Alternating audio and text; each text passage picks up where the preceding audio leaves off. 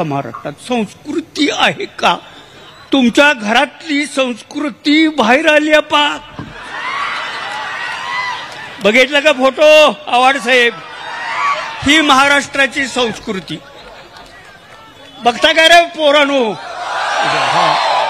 आता ती बाहेर आली आहे संस्कृती.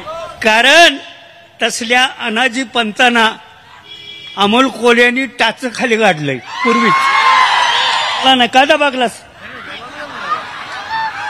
परवा म्हणला चड्डी काढून घेतो. आज मला वाटलं की ती चड्डी बघायला मिळेल इथं. रावजी पाटील तात्या.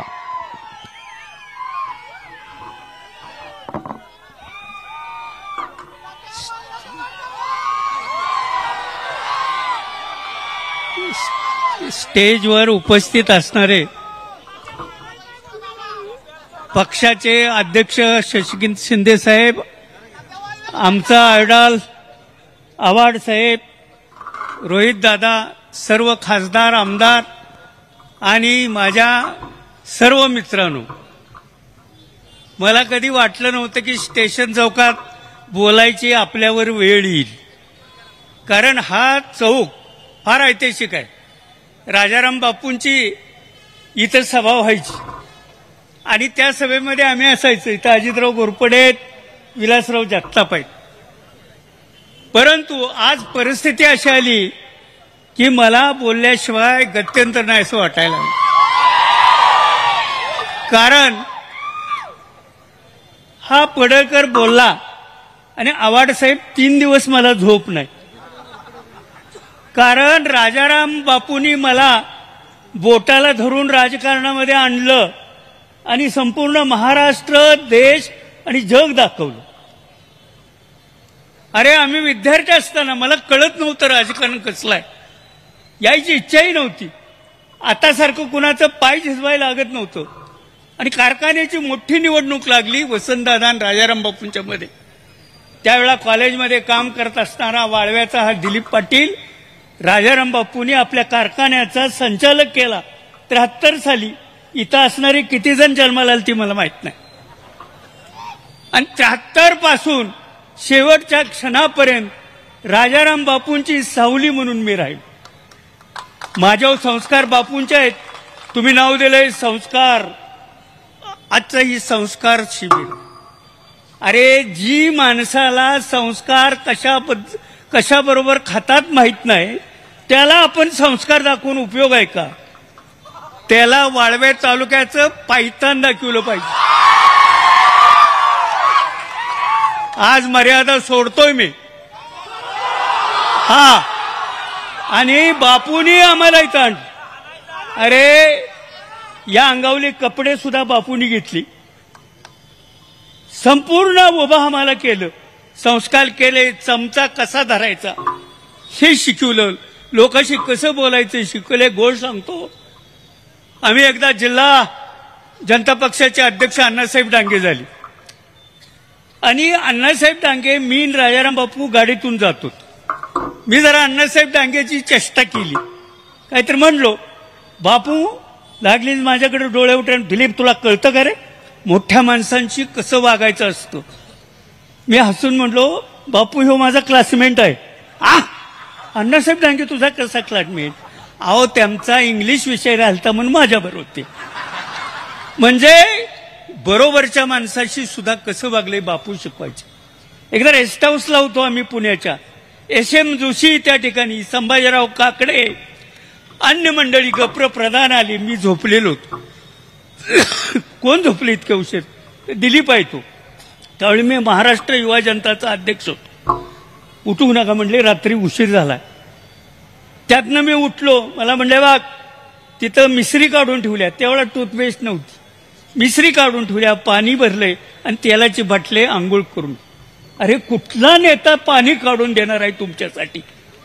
अरे आमच्या शरीराचे जोडे बनवून घातले तर राजाराम बापूचं रोण फेटत नाही. आज जे उभा आहे ती मी आहे. महिन्याला 1000 रुपये आम्हाला द्यायचे त्या काळामध्ये, हळूच द्यायचे. कुठल्या तर कंपनीत, नामदेवराव मत्यांची कंपनी पुण्याला होती आणि त्यातनं साठवून मी इस्लामपुरात प्लॉट घेतला आणि घर बांधलं.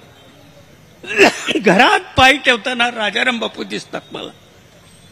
आणि त्या महामानवावर जर असले अवलाद बोलत असेल तर ज्या क्रांतिकारकांच्या गावामध्ये मी वाळव्यात जन्माला आलोय मी लायक नाही असं मला वाटतं. माझी पोरं रात्रीच म्हणतो ती वाळव्यातली, अरे टायगर अभी जिंदा है, गोप्याला आणूया का उचलून.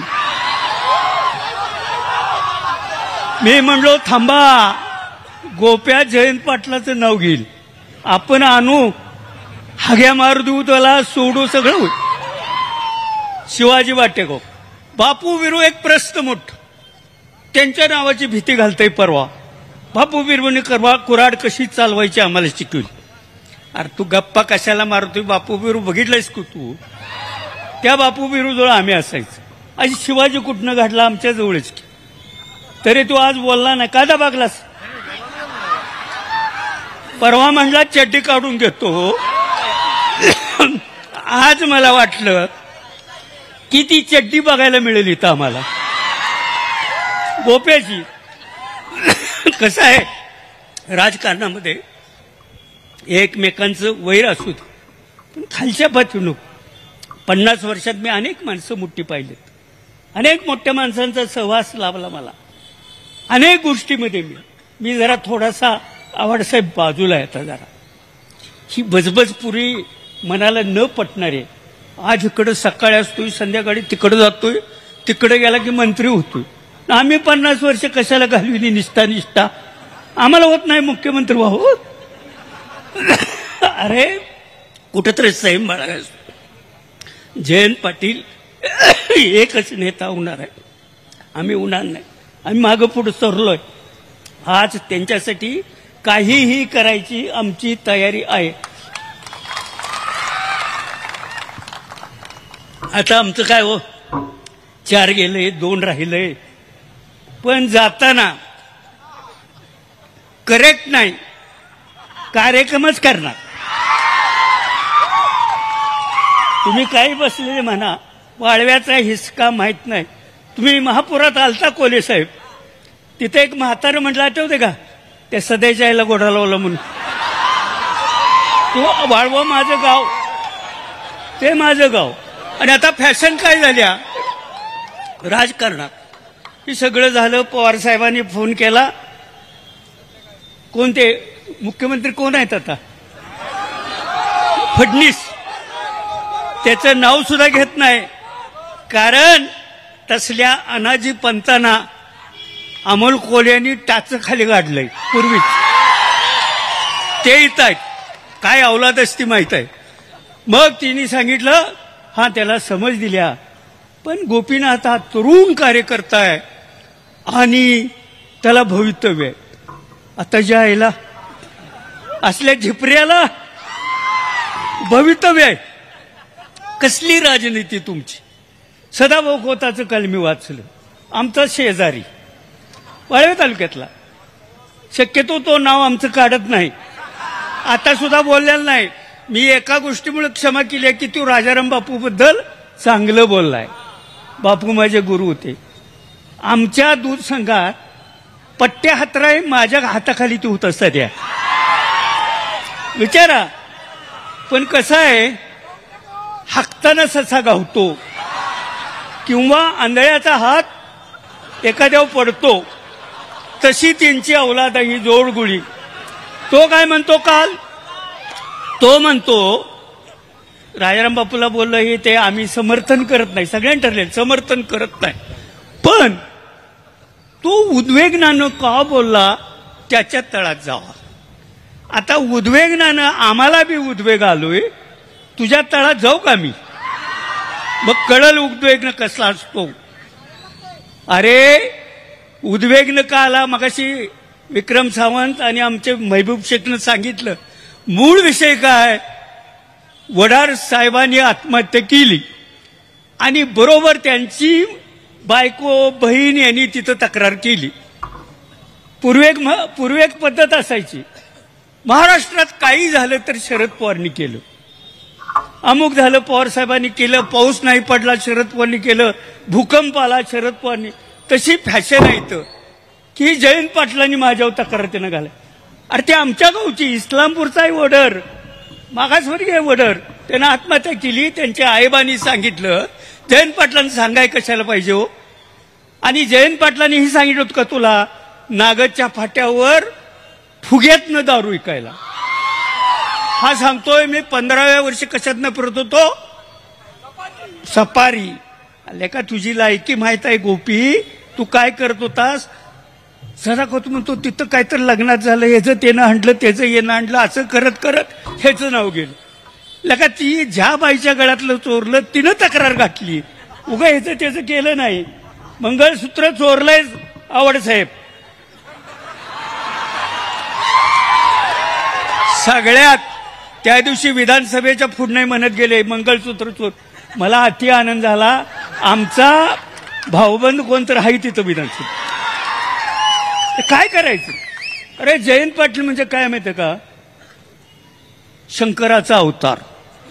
गप बसायचं, आम्हाला सांगायचं तात्या लय बोलू नका.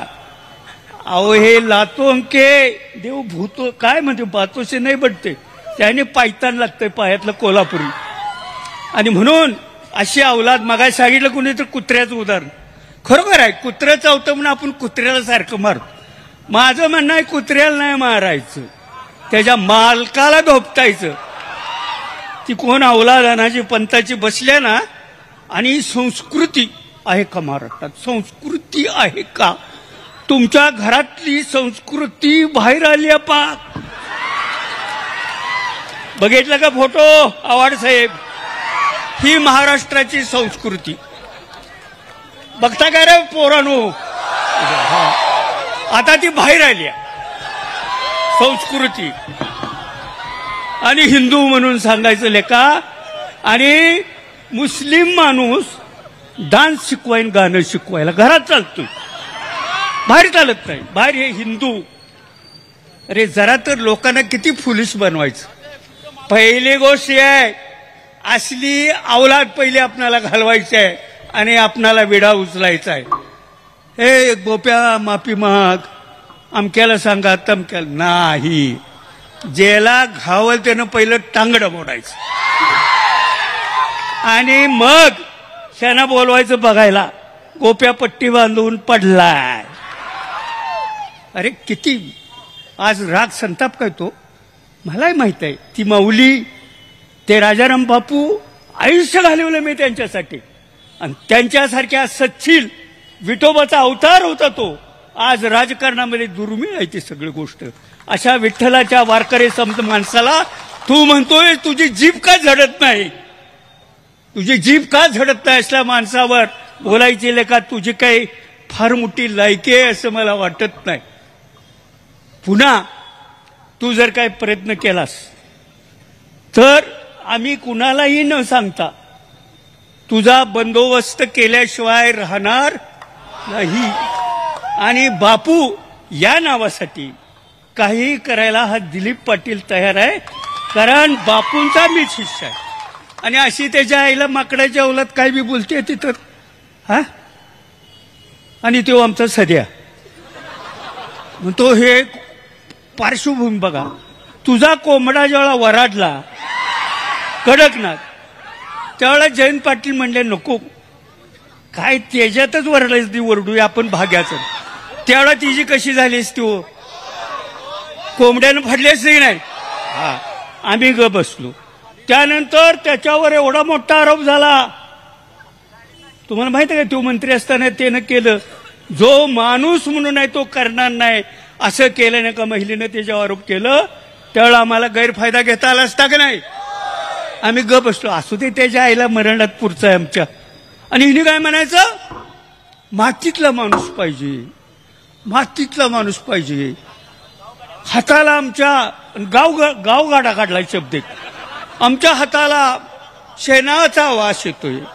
अरे बेट्या आम्ही काही न्यूयॉर्क मधनं आलोय. दिलीप तात्या शेती करतोय, गोप्या बघायला ये, केळी आहे, ऊस आहे, द्राक्ष आहेत. लेका आम्ही बी मातीतच आहे आणि मातीत मिळवतोय. त्या नावाखाली दडायचा प्रयत्न करत नाही. धनगराचं पोरग शेळ्या मेंढ्या हाकते, त्याच्या बानं कधी हाकले होते का शेळ्या? त्याचा बा शिक्षक होता, लबाड बोलतोय, हे घरातनं हाकलून काढलंय, त्याला शिवी द्यायला त्या बावरनं आईवरनं मी दिली असती.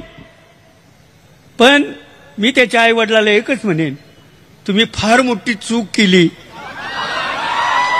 की असली औलाद बाहेर सोडली, असली औलाद बाहेर सोडली. हो, काय गोप्यान, काय सदा, काय माधा, काय जायला राजकारणाचं स्तर, कुठं जयंत पाटील, कुठं वसंतदादा. अरे माणसं कशी, शरद पवार एकापेक्षा एक. आम्ही एकदा 7वीच्या पेपरात वाचायचं पुस्तकात, महाराष्ट्राचे शिक्षण मंत्री कोण, मधुकर चौधरी ठरलेलं. असं नाही, आज सकाळी पेपरात आलेल्या प्रश्नाला संध्याकाळी दुसराच मंत्री त्या ठिकाणी असतो. अशा असायचं. माणसं किती जबाबदार. बापूंच्याकडे बघितलं की विरोधक सुद्धा स्माइल केलं की प्रॉब्लेम गेलाच कामातनं. असे बापू होते, सच्चिल होते, चांगलं शिकवायचं. एकच शेवटी उदाहरण सांगतो. दादा बापूंच्या मध्ये एक टोकाचा वाद होता खुसगाव धरणासाठी. त्यावेळेला आम्ही विद्यार्थी कार्यकर्ते होतो, आम्ही भाषण करायचं, बोलायचं. परंतु अशा टोकाच्या परिस्थितीमध्ये एकदा वसंतदादा वाटेगावला आले बर्डे गुरूंच्या कार्यक्रमाला. त्यांचा बर्डे गुरूंचा मुलगाच. आणि बापू त्यावेळेला काशेगावात होते. मी आणि जनार्दन काका होतो, त्या देवराजचे वडील. बापू म्हटले थांबा, वसंतदादा येतात, आपण चहाला बोलूया. बापूंच्या जुन्या घरात वसंतदादांना बोलवलं. आम्ही चहा पित होतो आणि दादांचे पाय सुजलेले होते. राजाराम बापूंनी ती पाय असे दाबून पाहिले आणि दादा हे काय केले म्हटले, तुम्हाला हे पाय सुजले, दाबले तर वर येतंय, ताबडतोब त्याचा उपचार करा. अरे अशी माणसं एकमेकाच्या काळजी घेणारे मी पाहिलेत. टोकाचा संघर्ष असणार. इथं कार्यक्रम घेतला, शिवाजी विद्यापीठाला माणिकराव साळुंक्याला आम्ही चेअरमन केलं, त्यावेळेला NSY मधनं. आणि दादान बापूंचा कार्यक्रम त्या संघर्षात KWC कॉलेजमध्ये घेतला. कार्यक्रम संपला आणि गाड्या लागल्या. दादा गाडीत बसणार, बापू गाडीत बसणार. दादा म्हणायचे बापू बसा, बापू म्हणायचे दादा बसा. आणि एकमेकाला त्यांनी आदरानं गाडीत बसवलं आणि मग ती गेले. हे पाहिल्याला मी आहे, जिवंत आहे अवशेष राजाराम बापूंचा. अरे ती माणसं कुठं, लाख मोलाची आणि ही कवडी मोलाचा कुठला गोप्यान, कुठला काय. तुम्हाला एकच विनंती करेन, वक्ते बरेच बोलणार आहेत. आज जरा घरात बसू वाटलं नाही. कोल्हे साहेब, जर मी आज इथं बोललो नसतो किंवा गोप्याला शिव्या दिल्या नसत्या तर मी राजाराम बापूंचा मानसपुत्र म्हणून घ्यायला लायक नाही असं मला वाटतंय. आणि म्हणून शेवट, पुन्हा जर तू राजाराम बापूंच्यावर बोललास, जयंत पाटलांच्यावर बोललास तर तुझी जीभ हसडून हातात देईन. एवढं मनगटात अजून ताकद आहे दिलीप तात्याच्या. हा, पुन्हा नाव काढ सांगतो, त्या जयंत पाटील सदाचे जे राजकारणात आलेलं नाही, जयंत पाटलाला आम्ही राजकारणात आणलंय. आणि आवाड साहेब हातातल्या फोडाप्रमाणे आमच्या तालुक्यानं जपलंय. राजाराम बापूंची जशीच्या तशी टीम जयंत पाटलाच्या मागे उभा राहिली. आज जुनी जी माणसं आहेत पुन्हा छातीचा कोट करून जयंत पाटलाला आणतील. जयंत पाटलाच्या राजकारणाला महाराष्ट्रामध्ये न्यायला आमच्यासारख्या माणसांनी फार जपणूक केलेली आहे. त्याचा उद्रेक 2 दिवस बघतोय आम्ही स्वतः. मी तिकडे गेलो नाही का, पोरं जरा मारू देत, 4 लाता देऊ देत, शिव्या जरा होऊ दे गोंधळ. आणि शेवट आपण बघू. पुन्हा एकदा आपण सर्वजण आल्यात, मला आनंद झाला. ही पार्टीकडून आमची अपेक्षा आहे, ज्या वेळा एखाद्या कार्यकर्त्यावर अन्याय होतो, भले जालन्याला होऊ दे, सोलापूरला होऊ दे, अन्य कुठं होऊ दे, त्या ठिकाणी आपण सगळ्यांनी एकजुटीने गेलो पाहिजे, तर आपली ताकद राहील. नाहीतर शशिकांतचं झालंय जाऊ दे तिकडं, लंक्यांचं झालंय जाऊ दे तिकडं, असं नाही. जिथं कुणावर अन्याय येईल त्यावेळा ही जनता तिथं गेलीच पाहिजे आणि त्या आपल्या कार्यकर्त्याला संरक्षण दिलं पाहिजे. ही बापूंनी आम्हाला शिकवलंय. आणि आज पुन्हा इथं बापूंच्या पुतळ्यापुढं बापूंना साक्ष ठेवून मी शपथ घेतली होती. ज्या दिवशी मी राजकारणात मला कारखान्याचं संचालक केलं, मी सांगितलं मावळत्या सूर्याला साक्ष ठेवून सांगेन की राजाराम बापू, तुमच्या राजकारणामध्ये दिलीप पाटील हा बाजी प्रभू होईल, इतर गेलेत पळून, त्यांच्यासारखा सूर्याची पिसाळ होणार नाही हा शब्द दिला. आणि म्हणून आजपर्यंत मी या ठिकाणी आहे. मला बी फोन आलं की विधानसभेला यांच्या विरुद्ध उभा राहा, जयंत पाटलाच्या विरुद्ध राहा. येत आहे हो, येणारच की. इतक्या जवळच आम्ही जयंत पाटलांचा आहे म्हणून मला का उभा करताय? नाही, तुम्ही म्हणजे जयंत पाटील आहे. एवढी अक्कल असती तर कशाला विचारताय मला? जयंत पाटील म्हणजे मी आहे. आम्ही नेटानं प्रचार केला, मतं कमी पडली, सगळ्यालाच माहीत आहे कशी कमी पडली. गोप्या कसा निवडून आला, त्याला आभार ठेवलं झालं. 40,000 म्हणतोय मत आहे. पहिल्यांदा वालेच रे, जयंत पाटील 8 वेळा निवडून आलंय. लक्षात आहे का? आमच्या इथलं वाळव्याचं साधं गावातलं पोरग ग्रामपंचायत उभं राहिलं तर गोप्याचा पराभव आम्ही करू शकतो. आता मनाव घेतलंय, छुट्टी नाही. कुणाचं बी पोरगा असू दे, म्हशीच्या ह्याच्यात हात घातलेला असू दे, नाहीतर शेतात घातलेला असू दे, तुझा वासच काढतो की नाही बघ. एवढंच या ठिकाणी सांगून आपली रजा घेतो. कारण वक्त्यांना, बाहेरच्या पाहुण्यांना सन्मान करणं आपलं संस्कृती आहे. जरा संस्कृतीच्या बाहेर बोललो असलो तर माफ करा, एवढंच सांगतो आणि गोप्या पुढेला शिव्या देऊन थांबतो. धन्यवाद. यानंतर माननीय सचिनजी खरात, आरपीआयचे अध्यक्ष, सांगलीचे खासदार विशालदादा पाटील हे उपस्थित आहेत. धन्यवाद.